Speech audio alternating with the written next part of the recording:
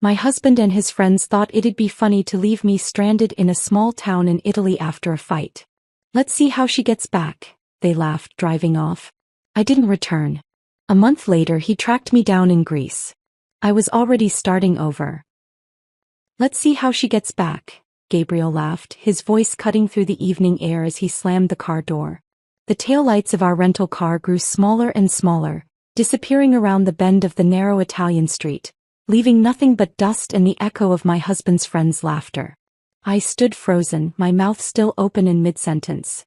The argument we'd been having outside the small cafe suddenly rendered meaningless by his unthinkable action. He's coming back, I whispered to myself, drawing curious stares from locals enjoying their evening meals at sidewalk tables. This is just to scare me. But the knot in my stomach tightened as minutes stretched into an hour, the sky darkening over the unfamiliar town whose name I couldn't even pronounce correctly. Before we begin, I want to take a moment to thank each of you for being part of this journey. If you're drawn to stories of women who find strength in unexpected places after betrayal, consider subscribing. It's completely free and helps support more stories of resilience and rebirth. Now, let's witness how one abandoned woman turned an act of cruelty into the beginning of her freedom. When I'd begged Gabriel not to drink so much at lunch, I never imagined it would escalate this far. His friends, college buddies celebrating their annual guys' reunion, that I'd been reluctantly invited to join, had egged him on when I suggested we head back to our hotel. She's always controlling you, man, Pete had said, ordering another round. When I stood up to leave, Gabriel had followed me outside, his words slurred but his anger precise. The fight turned ugly fast, with years of resentments bubbling to the surface on both sides. Your purse has your passport, right? He'd sneered before climbing into the driver's seat. Then you'll figure it out. You're so smart, always telling me what to do. Night fell completely as reality sank in. The charming Italian town that had seemed so picturesque by day now felt threatening. I counted my cash, €80 and $37.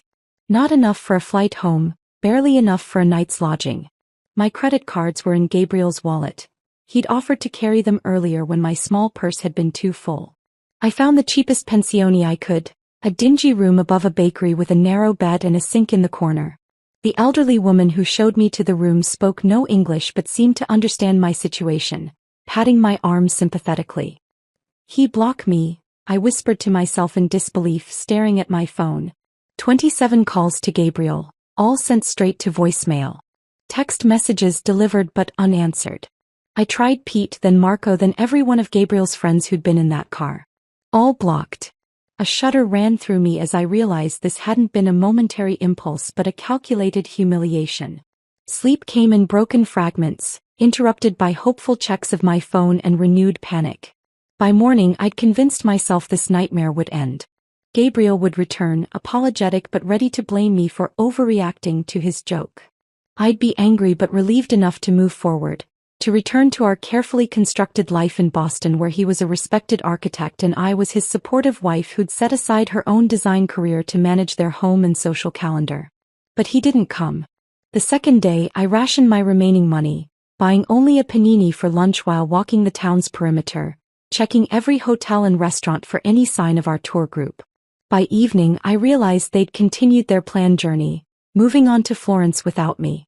On the third day, a kind cafe owner who noticed me lingering outside his establishment offered me free espresso and, in broken English, directions to the local police station. The officer there seemed unsurprised by my story, as if abandoned tourists were a regular occurrence. But his limited English and my non-existent Italian left me with nothing but a filed report and a sympathetic nod. That afternoon I made the hardest decision of my life. Standing before a cramped pawnshop window, I twisted off my wedding ring, the 2-carat diamond Gabriel had upgraded on our 5th anniversary, replacing the modest band we'd started with. The shopkeeper offered me far less than it's worth, but enough to fund the next step of my journey, wherever that might be. America?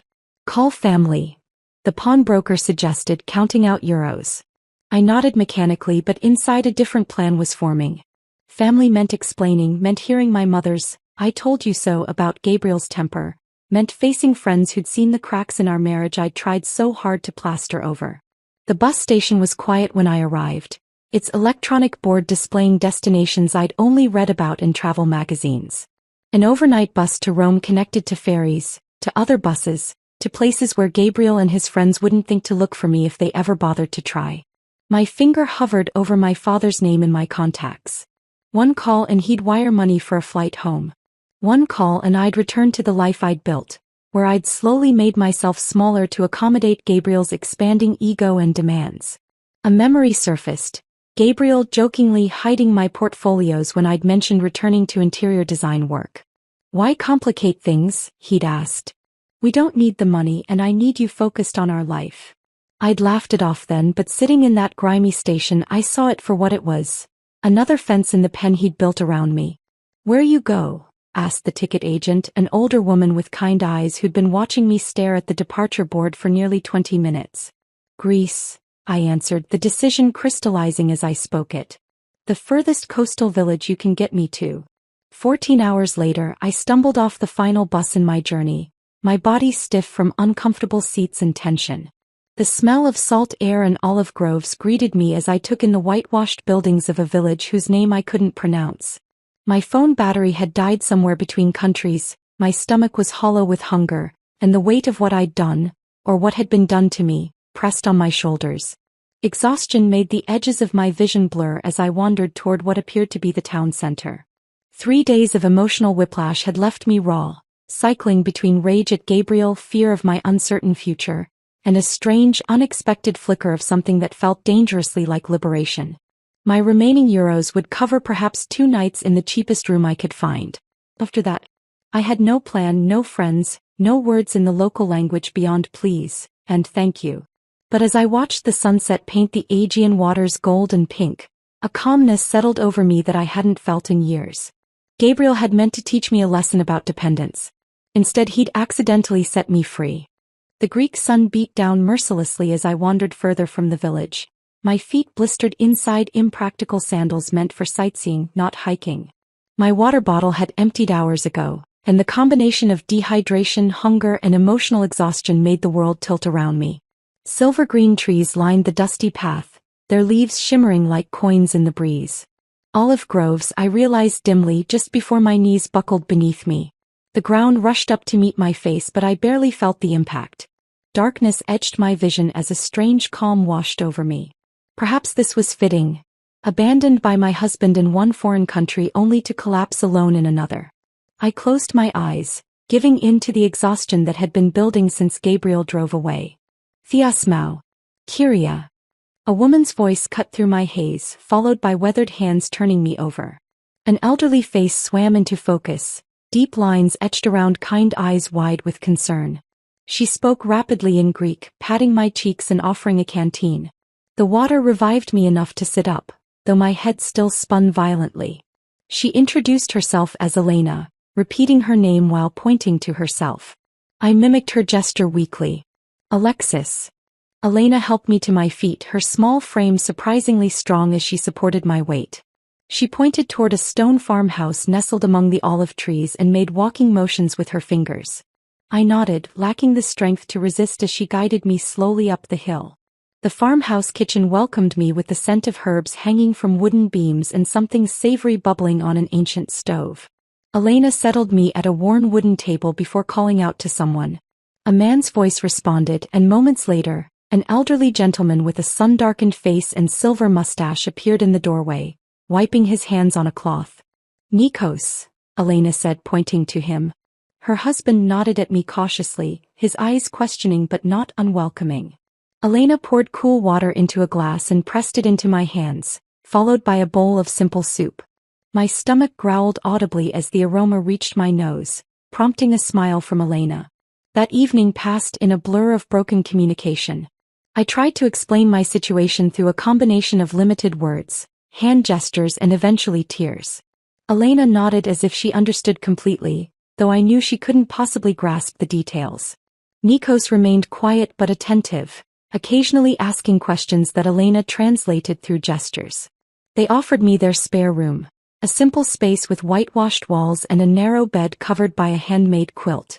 Too exhausted to protest, I collapsed into much-needed sleep. Morning arrived with roosters crowing and the aroma of fresh bread.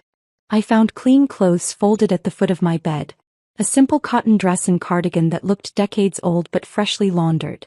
They hung loosely on my frame but offered a welcome change from my travel-worn outfit. In the kitchen, Elena beamed at my appearance, immediately serving strong coffee and fresh bread with olive oil and honey. With daylight clearing my mind, embarrassment crept in. These strangers had taken me in without question, fed me, clothed me. I needed to explain myself, to offer payment, to move on. Through broken English and the translation app on my phone, now charged thanks to an adapter Nikos had produced, I attempted to convey my gratitude and intention to return to the village. Elena's face fell immediately. She shook her head vigorously, pointing outside where rain now pattered against the windows, then to my still blistered feet. "Stay," she insisted, one of the few English words she knew. "Rest." Over the next 3 days I made several attempts to leave, each met with gentle resistance. Once, with my purse in hand and shoes on my feet, Elena intercepted me at the door, her expression so wounded that guilt washed over me. She took my hand and led me to a small wooden box on the mantel, opening it to reveal photographs. Her fingers trembled as she pointed to a young woman with Elena's eyes and Nikos's smile. "Sophia," she said softly, then pointed far away. "Australia." Her eyes filled with tears as she made a cradling motion with her arms, then held her hand at waist height, indicating a child. "Grandbaby," she managed in English, pointing to a more recent photo of an infant. "No, see." I understood then. Elena saw in me a surrogate for her absent daughter, a presence to fill the hollow space left behind. Rather than feeling manipulated, my heart ached for her loss. I nodded slowly and returned my purse to the hook by the door. Each day brought new routines as I gradually integrated into their farm life. Elena showed me how to gather eggs from the chickens without frightening them, how to hang laundry so the mountain breeze would catch it just right. Nikos taught me to identify weeds among the vegetable garden, his patience evident as I mistakenly pulled up an herb the first time. The work was physical, nothing like my carefully curated life in Boston, but satisfying in ways I'd forgotten existed. My body, accustomed to designer gyms and measured exercise routines, protested at first. New calluses formed on my hands and muscles I didn't know I had ached each evening. But with each passing day the pain lessened and my strength grew. More importantly, the constant mental cycling through my abandonment began to quiet, replaced by the simpler concerns of farm tasks and language learning. At night, sitting on the small porch while Elena knitted and Nikos smoked his pipe, I found myself experiencing moments of peace.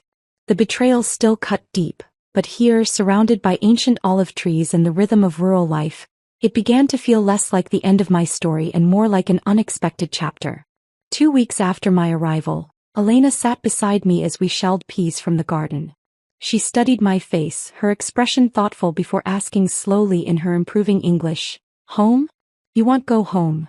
She made a plain motion with her hand, then pointed toward America. The question hit me with unexpected force. Home. The word conjured our sleek Boston brownstone with its designer furniture and carefully coordinated decor. It also brought Gabriel's controlling behavior into sharp focus. His helpful management of our finances that left me without independent access, his subtle discouragement of my friendships, his dismissive attitude toward my career aspirations. Tears spilled down my cheeks as words poured out in a language Elena couldn't fully understand, but emotions that transcended the barrier. I told her about Gabriel's betrayal, about years of slowly surrendering pieces of myself to keep peace, about the humiliation of being abandoned like unwanted baggage in a foreign country. Elena's weathered hand covered mine as I spoke. When I finished, she pointed to her heart, then to the farm around us and finally to me. The message was clear. I had a place here if I wanted it. "Work," I said carefully, mimicking Nikos tending the olive trees. "I stay, I work." Elena's smile bloomed like the sunrise over the Aegean. She nodded, squeezing my hand before returning to the peas as if we'd just agreed to something as simple as tomorrow's menu rather than a complete redirection of my life. My decision to stay marked the beginning of my education in olive farming. The very next morning, Elena shook me awake while stars still dotted the sky, handing me work clothes and sturdy boots that had belonged to Sophia. Half asleep, I followed her and Nikos to the grove where the first hint of dawn barely illuminated the ancient trees. "Elis," Elena said, pointing to the fruit-laden branches. She demonstrated the proper technique. gently combing the branches with wooden rakes to release the olives onto nets spread below. My first attempt sent twigs and leaves showering down along with precious few olives, earning me a patient correction from Nikos. By mid-morning, the sun blazing overhead, my shoulders burned with exertion, and my city-soft hands had developed their first blisters. "Boston lady hands," Elena teased gently, examining my palms at lunch break. She disappeared into the house, returning with a homemade salve that smelled of herbs and beeswax. The cooling relief was immediate as she spread it across my raw skin. "Tomorrow better," she promised, and surprisingly she was right. Each day brought improvement. My technique refined, my strength building, my hands toughening. Within weeks, I could work alongside them for hours without complaint, taking pride in the growing piles of harvested fruit. The sorting process proved even more demanding than the harvest. Seated at a long table under the shade of a pergola, we meticulously separated the olives by quality. The perfect ones destined for the premium oil, slightly blemished for second grade, damaged ones for soap making. Elena watched me with hawk eyes at first, correcting my mistakes with gentle nudges. Gradually, her corrections became less frequent as my eye developed for the subtle distinctions. "You learn fast," Nikos commented one evening, his broken English improving alongside my rudimentary Greek. It was the highest compliment he'd paid me, and warmth spread through my chest at his approval. My education extended beyond the groves into Elena's kitchen, a place that initially intimidated me with its lack of modern conveniences. In Boston, I'd considered myself a decent cook, capable of following recipes from gourmet magazines for dinner parties that impressed Gabriel's colleagues. But Elena's cooking involved no measuring cups or precise temperatures, just generations of knowledge passed through hands and observation. "Watch," she'd say, kneading dough for bread with practiced motions. I'd mimic her movements, failing spectacularly at first. My initial loaves emerged from the outdoor stone oven misshapen and either underbaked or burnt beyond recognition. "Practice," Elena encouraged, breaking apart even my worst attempts to taste them. "All learning is waste." Her acceptance of imperfection struck me as revolutionary. In my previous life, mistakes had been something to hide, not stepping stones to mastery. The simplicity of their meals revealed how processed my American diet had been. Here, everything came from their land or neighboring farms. Vegetables still warm from the sun, eggs collected that morning, cheese from the goats down the road. The flavors were vibrant and clean, needing little enhancement beyond olive oil, lemon, and herbs from Elena's garden. My body changed on this diet and work regimen. The designer clothes I'd arrived in grew loose as unnecessary weight melted away, replaced by lean muscle. My complexion, once maintained through expensive creams, glowed from simple olive oil soap and honest sweat. When I caught sight of myself in the small mirror above the bathroom sink, a stranger looked back, tanned, stronger, somehow more substantial despite weighing less. As my Greek vocabulary expanded, Elena and I found more ways to communicate beyond labor and food. During evening breaks, she brought out her photo albums, pointing to black and white images of her youth in the village. I was startled to discover she'd once been a schoolteacher before returning to her family's olive business after marriage. "You?" she asked, mimicking typing on a keyboard. I took out my phone, showing her photos of my interior design projects from before marriage. The career Gabriel had dismissed as a hobby. Elena studied them with genuine interest, pointing to elements she liked and making appreciative sounds. "Beautiful thinking," she said, tapping her temple. Her validation of my creative work brought tears to my eyes. Such simple acknowledgement, yet something Gabriel had gradually withdrawn as our marriage progressed. One rainy afternoon, Elena taught me to knit, her patience endless as I dropped stitches and created uneven rows. My first completed project was a simple scarf, lumpy and imperfect, but entirely made by my hands. I wrapped it around my neck with more pride than I'd felt wearing the designer cashmere Gabriel had given me for Christmas. Other handmade possessions followed. A clay mug formed under Nikos's guidance, a woven basket I learned to make from a neighbor. Each item represented hours of learning and connection, carrying stories that no purchased luxury ever could. My collection grew as my attachment to material perfection diminished. After 3 months of working without compensation beyond room and board, Elena approached me one morning with Nikos at her side. They led me to the small building where they pressed and bottled their olive oil, showing me the modest inventory they'd produced from our harvest. "Market day," Elena announced, pointing to the calendar. "You come." The village market bustled with activity. Farmers and artisans displaying their goods while locals and the occasional tourist browsed among the stalls. Elena and Nikos set up their simple table, arranging bottles of golden green oil alongside olive soap and jars of preserved olives. To my surprise, they positioned me at the front of the table, encouraging me to speak with customers. My broken Greek and their limited English created moments of confusion and laughter, but sales steadily accumulated throughout the day. As the market closed, Elena handed me an envelope containing euros. "Your part," she said simply. "Fair work, fair pay." I stared at the modest sum, perhaps enough for a single meal at the restaurants Gabriel and I had frequented. Yet this money represented something I hadn't possessed in years. Independence earned through my own labor. No strings attached, no subtle expectations of gratitude or compliance. Just fair compensation for honest work. That night, I placed the envelope under my pillow, occasionally reaching to touch it as if to confirm its reality. In our decade of marriage, Gabriel had gradually taken control of our finances, to simplify things, leaving me with credit cards linked to accounts he monitored. This small stack of euros represented the first step toward rebuilding a life that belonged fully to me. As I drifted toward sleep, I realized I hadn't thought about Gabriel at all during market day, my mind too occupied with Greek phrases for transactions and pride in our products. The space he'd occupied in my thoughts had shrunk, replaced by olive groves, kitchen lessons, and the growing certainty that I was capable of far more than he had ever allowed me to believe. The following week, Elena and Nikos invited me to join them for dinner at the taverna in the village square, a first since my arrival. Dressed in a borrowed blouse from Elena, I felt a nervous flutter as we entered the bustling establishment. The owner, Stavros, greeted the couple with enthusiastic embraces before turning curious eyes to me. "Our American," Elena said proudly in Greek, a phrase I'd learned to recognize. Stavros smiled warmly, ushering us to what was clearly their regular table. Over plates of grilled fish and village wine, Nikos cleared his throat and spoke in careful English. "Alexis, we want talk business with you." His seriousness caught me off guard. Had I made some mistake?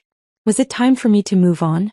Elena reached across the table, patting my hand reassuringly before continuing where her husband left off. "We old now. 68, 70 years. She pointed between herself and Nikos. "No children here. Sophia not coming back." Nikos nodded solemnly. "We think, retire soon. 2-3 years. But olive trees." He made a sweeping gesture. 200 years old. "Need young hands." My breath caught as I began to understand. Elena smiled, her eyes crinkling at the corners. "You learn fast. Work hard. We teach everything." Then, she spread her hands as if offering something. "Business yours." The proposition stunned me. They barely knew me, a foreigner who'd stumbled into their lives just months ago. Yet here they were, offering a future I hadn't dared imagine. "But I don't know enough," I stammered. "The trees, the pressing, the business side." "You learn," Nikos said firmly. "We teach. No rush." That night marked the beginning of my true apprenticeship. No longer just an extra pair of hands, I became heir to generations of knowledge. Each morning, Nikos took me through different sections of their groves, explaining how soil variations affected flavor profiles, how to identify early signs of disease, when precisely to harvest each section for optimal oil quality. Elena focused on teaching me the business records, a combination of handwritten ledgers and basic computer spreadsheets their grandson had set up during a holiday visit years ago. Her method of tracking expenses and income was functional but outdated. Seeing an opportunity to contribute beyond physical labor, I spent evenings updating their systems, creating digital records that made inventory and sales tracking simpler. "Look," I showed Elena one night, demonstrating how to filter the spreadsheet to show which oil varieties sold best at which markets. Her eyes widened as patterns emerged from the numbers. "Smart," she nodded approvingly. "Boston lady brain good for business." With their blessing, I began implementing small marketing improvements. Our hand-labeled bottles received updated tags with information about flavor profiles and food pairings, knowledge I'd gleaned from countless cooking lessons with Elena. I created a simple brochure about their traditional methods, answering the questions tourists frequently asked at our market stand. My improving Greek helped forge connections beyond Elena and Nikos's immediate circle. The pharmacist who provided Elena's blood pressure medication began stopping by our market stall for conversations that extended beyond transactions. The baker's wife invited me to join her weekly coffee gathering with other village women, an intimidating but invaluable immersion in local language and customs. Stavros from the taverna became an unexpected ally when he began featuring our premium oil as a table offering, placing small carafes with our new labels prominently on each table. "Good for you, good for me," he explained with a wink when I thanked him. Word spread, and soon 2 other restaurants in neighboring towns contacted us about supplying their establishments. 6 months into my new life, I attended the baptism of the butcher's granddaughter, my first formal village celebration. Standing in the back of the small church, I watched the community ritual with a lump in my throat. The elderly priest noticed my presence and made a point of greeting me afterward, switching to halting English learned during seminary in Athens. "You bring new life to Old Grove," he said, his rheumy eyes twinkling. "Good for village. Young people leave for Athens for America. Village needs new blood." His acceptance seemed to remove the last barrier. Invitations flowed more freely after that, to name day celebrations, impromptu gatherings at the beach, even a village committee meeting about the upcoming summer festival. Each event wove another strand into the web of connection holding me in place. Yana, the weaver whose stall stood beside ours at the weekly market, became a particular friend. 40-something and widowed young, she possessed a sharp wit and pragmatic outlook that reminded me of my college roommate. Our conversations, conducted in my improving Greek and her excellent English, ranged from business strategies to village gossip to more personal reflections. "You never speak of America," she observed one quiet afternoon as we packed up our unsold goods. "Family there? Friends?" The question pierced me unexpectedly. I'd grown so focused on building my new life that I'd pushed thoughts of my old one aside. "My parents died years ago. A few friends, but..." I trailed off, realizing how Gabriel had gradually isolated me from my support network, always finding reasons why my college friends were problematic, or work colleagues using me. Yana nodded knowingly. "The husband who left you in Italy. You never say his name." "Gabriel," I said, the syllables feeling foreign on my tongue after months of silence. "His name is Gabriel. And he never searched for you?" Her directness was refreshing after months of Elena and Nikos's gentle avoidance of the topic. "I don't know," I admitted. "I haven't checked my phone." I gestured vaguely. I'd powered it on occasionally to take photos but had abandoned my American email and social accounts, unwilling to confront whatever might be waiting there. Yana's raised eyebrow challenged me. "Perhaps time to look. Not for him, for you. To close the door properly." Her words stayed with me. That evening, after helping Elena prepare dinner, I retreated to my room and powered up my old phone, connecting to the farmhouse's basic Wi-Fi. With trembling fingers, I logged into my long-neglected email account. Hundreds of unread messages filled the screen. Scanning the senders, I spotted several from old friends, their subject lines evolving from casual check-ins to concerned inquiries. A surge of shame washed over me. I'd disappeared from their lives without explanation, just as thoroughly as I'd vanished from Gabriel's. A thread from my former design mentor caught my eye. Job opportunity followed by increasingly urgent follow-ups. Opening it revealed she'd recommended me for a remote consulting position with a sustainable building materials company. The final email, dated just 2 weeks earlier, indicated the position was still open if I was interested. Before I could consider this unexpected bridge to my former life, another email sender froze my fingers on the screen. Gabriel Davis with the subject line, "I know where you are." The timestamp showed it had arrived just hours earlier. Heart pounding, I clicked it open. "Alexis, it's taken months and a private investigator, but I've finally tracked you to that backwater in Greece. This has gone on long enough. I'm coming to bring you home and end this ridiculous tantrum. My flight lands in Athens on Thursday. Be ready. 3 days from now." The room spun around me as panic and anger collided in my chest. How dare he? After abandoning me, after months without a word, he expected to simply collect me like misplaced luggage? I stumbled downstairs, the phone clutched in my hand. Elena looked up from the account ledger spread across the kitchen table, her smile fading as she registered my expression. Bad news from America? She asked gently. Gabriel, I managed. He's coming here. Thursday. Elena's eyes narrowed slightly. She reached beneath the ledger and pulled out an envelope, sliding it across the table toward me. Good timing then. Was waiting for right moment. Inside I found legal papers bearing my name alongside Elena and Nikos's, written in Greek with English translations. Partnership agreement, Elena explained. 1/3 business years now. Not future, now. Tears blurred my vision as I stared at the document, understanding its significance. Not just employment or apprenticeship but legitimate partnership. Not just a place to stay but a foundation to build upon. Not charity but earned recognition. You choose what happens Thursday, Elena said firmly, tapping the papers. You have home here. Business here. Friends here. She pointed to the phone in my hand. That man, he no longer decides. The truth of her words settled over me like a mantle of certainty. For the first time since being abandoned in that Italian town, I felt not just surviving but anchored. Gabriel was coming, but he would find a very different woman than the one he'd left behind. The following days passed in a blur of preparation. Not the kind Gabriel would expect. No packing of bags or tearful goodbyes, but emotional fortification. I visited Katerina, the village's only lawyer, who helped me draft divorce papers in both Greek and English. I contacted my old design mentor, tentatively accepting the remote consulting opportunity. I even wrote emails to friends I'd left behind, offering brief explanations without apologies. Thursday arrived with a perfect Greek summer sky, cloudless and bright. I was in the processing shed testing olive oil samples with Nikos, when the unfamiliar sound of a rental car engine broke the afternoon quiet. Elena appeared at the doorway, her expression a mixture of concern and resolve. He is here, she said simply. Heart hammering, I wiped my hands on my work apron and stepped outside.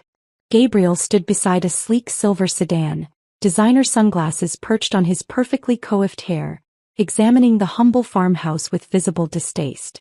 He wore the casual but expensive travel outfit I recognized from countless business trips, tailored chinos and a button-down that probably cost more than a week's profit from our olive oil.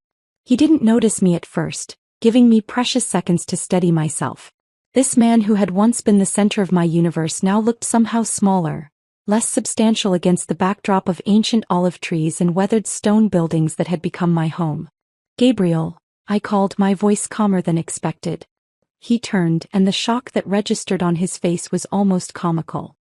His eyes traveled from my work boots to my sun-browned arms, lingering on my unstyled hair pulled back in a simple kerchief.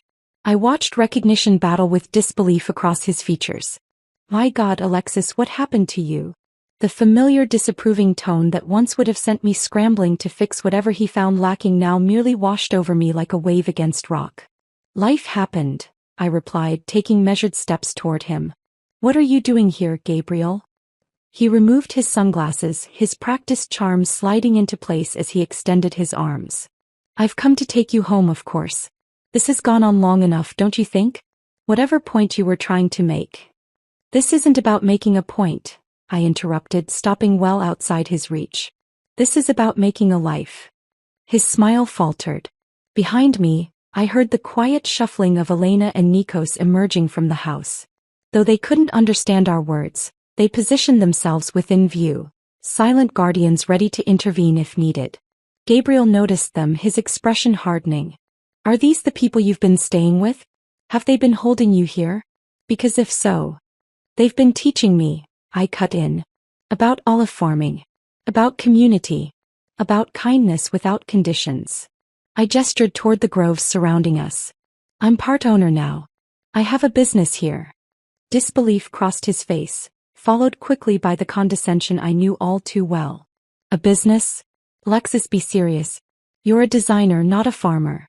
This is, what, some eat pray love phase after our fight? I admit I shouldn't have left you in Italy. It was a stupid, drunken mistake. I've apologized. Now it's time to come home. You've apologized? I echoed. When? In what universe does tracking me down and demanding I return count as an apology? His jaw tightened, the charm evaporating. Fine. I'm sorry I left you in Italy. It was immature and wrong. Is that what you want to hear? Can we move past this now? Why did you even look for me, Gabriel? It's been months. Why now? He shifted uncomfortably, glancing at the elderly couple watching us intently. Can we discuss this privately? In the car, perhaps. They don't speak English and I have nothing to hide from them. Why now? His shoulders slumped slightly. Your parents have been calling. Friends asking questions at events. Clients wondering why you're not at the house when they visit. It looks. He trailed off. Bad for your image, I finished for him. It damaged your reputation. Our reputation, he corrected sharply. Our life together. The one we built over 10 years of marriage. The one you built, I countered. The one where I gradually became nothing more than an accessory to your success. Tell me, Gabriel, did you even notice how unhappy I was before Italy? Did you care? His expression darkened. We had a good life, Alexis. A beautiful home, financial security, respect in the community. What more could you possibly want? Purpose. Connection. Agency over my own choices. I gestured to the small stone house behind me. I found all three here in a place you'd dismiss as primitive and backward. This isn't you, he insisted, desperation edging into his voice. The Alexis I know wouldn't choose manual labor and poverty over comfort and position. I smiled, recognizing the fundamental truth in his statement. You're right. The Alexis you knew wouldn't have. But that woman died in Italy when her husband abandoned her as a joke. The woman standing before you made different choices. Elena approached then, pressing something into my hand, the partnership agreement we'd signed. Though she couldn't follow our words, she'd sensed the moment had come. I unfolded the document and held it toward Gabriel. I have legal ties here now. A business partnership. Responsibilities to people who value me for my contributions, not my appearance or social connections. His face flushed with anger. This is ridiculous. Whatever game you're playing. It's not a game, I said, reaching into my pocket for the envelope Katerina had prepared. These are divorce papers, Gabriel. Already filed with provisions for division of assets. He stared at the envelope as if it might burn him. You can't be serious. You'd throw away everything for this. He gestured dismissively at the modest farm. I'm not throwing away anything. I'm choosing something better. Something real. I stepped forward, placing the envelope in his rigid hand. You left me, Gabriel. You drove away laughing. You just never expected I'd find my way without you. His fingers closed reflexively around the papers, his expression cycling through shock, anger, and finally wounded pride. You'll regret this, he said, but the threat sounded hollow even to his own ears. When the novelty wears off and you're still hauling olives in the hot sun at 60, you'll remember what you gave up. Maybe, I conceded. But I'd rather risk regret from choices I made than live with the certainty of regret from choices made for me. Nikos stepped forward then, placing a weathered hand on my shoulder. Though he couldn't understand our exchange, he recognized the conclusion in our body language. He said something in Greek to Gabriel, his tone firm but not unkind. What did he say? Gabriel asked, his voice smaller now. He said the road back to Athens is dangerous after dark. You should leave now to reach the city before nightfall. Gabriel looked between us, finally registering that this wasn't a negotiation or a rescue. It was a goodbye. Without another word, he returned to his rental car, the divorce papers clutched in his hand. As the vehicle disappeared down the dirt road, Elena slipped her hand into mine. Together the three of us turned toward the house, my house now too. The evening's work awaited, oil samples to catalog, dinner to prepare, tomorrow's market inventory to check. My husband had once abandoned me in a foreign country, assuming I'd be helpless without him, assuming I'd come crawling back once I'd learned my lesson. Instead, I'd found fertile ground to plant new roots, stronger and deeper than he could have imagined. Sometimes the cruelest actions yield the greatest gifts. In trying to break me, Gabriel had accidentally set me free.